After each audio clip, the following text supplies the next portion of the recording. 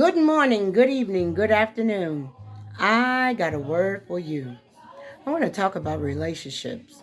One of the things that we tend to do is in relationships, when God moves someone out of our lives, we tend to run back and forwards to the thing that God removed.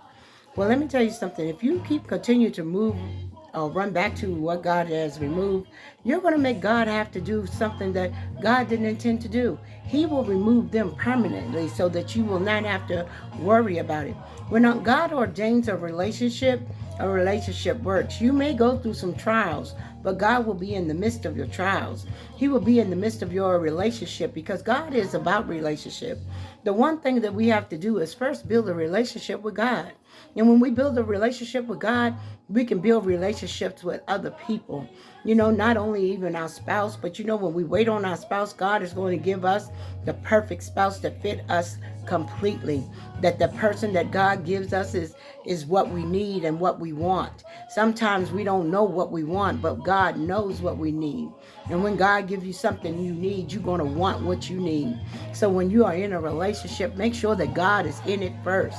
Because what God does, God puts together something that man cannot and will not be able to tear apart.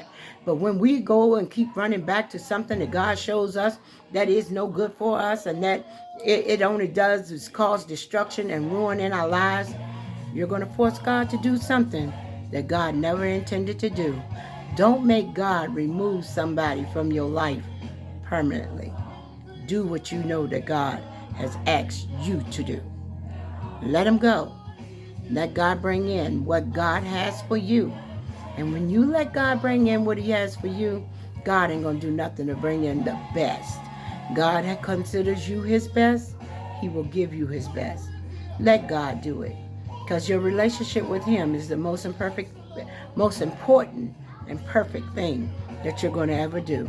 And when you get a perfect relationship with God, God going to give you a great relationship with someone else.